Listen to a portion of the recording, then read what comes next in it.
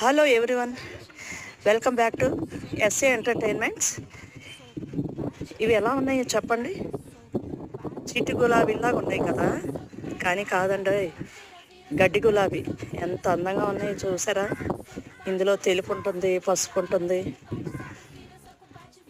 ఈ రోజు కలర్ కూడా ఉంటుందన్నమాట. చాలా అందంగా ఉన్నాయి చూసారా.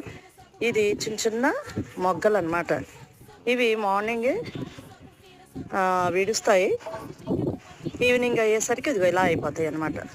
చూసారా ఎంత బాగుందో. మీరు కూడా మీ గార్డెన్లో వేసుకోండి.